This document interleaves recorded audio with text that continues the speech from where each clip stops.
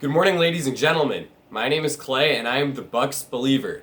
Today we saw the Bucks taking on the Philadelphia 76ers, and they were able to complete a season sweep of the Sixers as they came away with a massive 132-94 victory. This game got off to a really sloppy start, as in the first quarter, neither team played particularly well. The Bucks shot just 10 for 26 from the field, but they were still leading 26-17 after the conclusion of the quarter, as the Sixers shot even worse. They were 7 for 24 from the field, which is 29.2%, and 1 for 11 from 3, which is 9.1%. They also turned the ball over 4 times.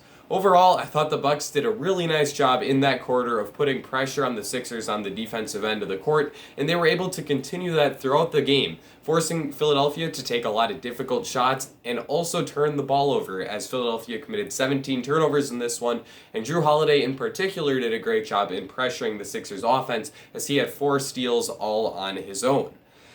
Chris Middleton also did a great job defensively in this game, as he was the primary matchup for Tobias Harris. And considering the Sixers were without Joel Embiid and Ben Simmons, Harris was the primary option for the Sixers on the offensive end of the court. Middleton was able to limit Toby to just 9 points on 4 for 10 shooting, and he also forced Harris to turn the ball over 4 times. Middleton didn't have a great game, as on offense he really struggled to get anything going. He had just 4 points on 0 for 6 shooting, as all 4 of his points came from the free throw line, but he did do a really nice job defensively and expended a lot of his energy on that end. So I think that it's excusable that he struggled a little bit on offense, as I will take a huge night from him defensively on the opposing team's best player any day of the week. The second quarter was kind of more the same, as the Bucks were able to outplay the Sixers and expand their lead to 50-40, but they still weren't necessarily playing super well, and it seemed like this game had the chance to get really ugly and be a closer game than the Bucks would certainly like it to be, considering the Sixers were without their 2 best players. And in the third quarter, it started to get even worse, as the Sixers went on a really big run to open up the third quarter, and they ended up cutting the Bucks' lead all the way down to 1. But after that, after Coach Mike Budenholzer timeout, the Bucks came out and they kind of got it going, and Giannis Antetokounmpo really took over the game. In the rest of the third quarter, the Bucks went on a 31-9 run, which is just ridiculous, and that was on the back of a giant quarter for Giannis Antetokounmpo.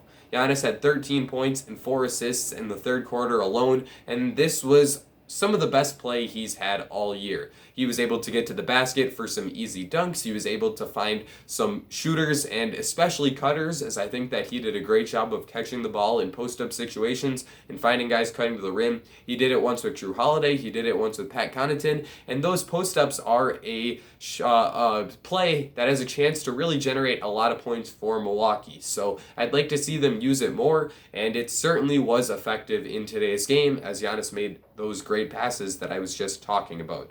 But he also was just really scoring at a high level. He made his 1 3-pointer of the game over that stretch. He got to the basket for some easy dunks, including what I believe will be the thumbnail for this video, and overall just really boosted the Bucks and took them to a position where they were not super in danger of losing the game.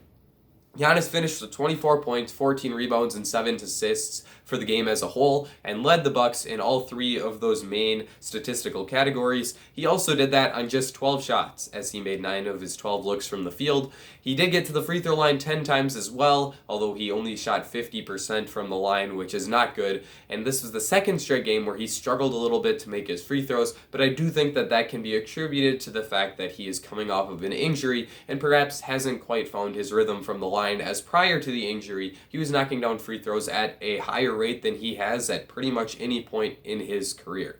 So I'm hopeful that this is just a small sample size struggle for Giannis, and we can see him get back to shooting in the 70-75% range from the free throw line on a game-to-game basis very soon. Bobby Portis also stepped up in this game for the Bucks. As I mentioned, Giannis was their leader in the 3 main statistical categories, but Bobby Portis was second in both points and rebounds, as he had 17 and 8 for the Bucks in this game.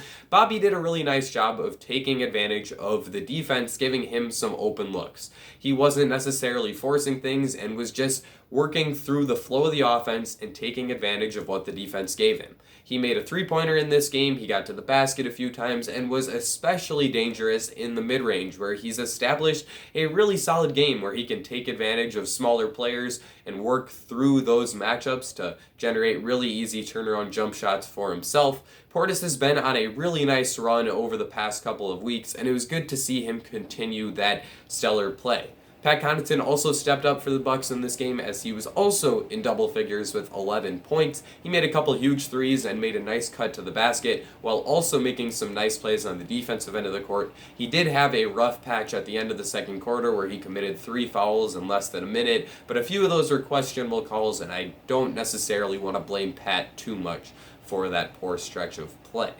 So basically, in that third quarter stretch that I was talking about before, where Giannis took over, the Bucks were able to give themselves a really comfortable lead, and they headed into the fourth quarter with a 23-point advantage over the Sixers. And in that fourth quarter, the Bucks were able to boost that lead even further as they posted a ridiculous 46-point fourth quarter that brought them all the way up to 132 points for the game, despite scoring just 50 points in the first half. So an 82-point second half explosion for the Bucks. And that was on the backs of 3 players that we don't get to see too much of, and those 3 guys are the rookies for the Bucks: Jordan Nwora, Sam Merrill, and Mamadi Diakite.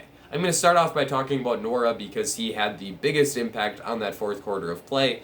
Nwora had 13 points on 4 for 6 shooting and made 3 of his 4 3-pointers while playing just the last 8 minutes. Nwora has a chance to really make it as an off-the-bench gunner who can knock down shots at a high level, similar to what we've seen Norman Powell do over the past couple months for the Raptors and Blazers. I think that that's a similar role that we could see Jordan step into as he continues his NBA career. He's genuinely just a really high-level shooter, and as long as he's playing alongside shot creators like Giannis Antetokounmpo and Jrue Holiday, he's going to have open looks, and considering how good he is at knocking down those open shots, yeah, I've got a lot of faith in Jordan ending up being a rotational piece for the Bucks in the next couple of years. Sam Merrill also played well for the Bucks as he had 8 points and made both of his 3-pointers. Similar to Nwora, he's a high-level 3-point shooter, and with Sam, I think he actually has an even higher ceiling, and I think he could end up being a starter at some point in his NBA career because to go alongside with his 3-point shooting, he also has a really solid handle and has a really nice size and frame for the point guard position, as he is a 6'5" point guard, and that gives him some defensive versatility and allows him to fit into a switching scheme quite well. So Merrill and Nwora both are high-level shooters, and both of them have a chance to be good players in the NBA, and I liked what I saw from both of them combining to score 21 points and shooting 5 for 6 from 3. Mamadi Diakite is the third Bucks rookie, and he's a little different because he's a big guy who plays inside, unlike the other 2.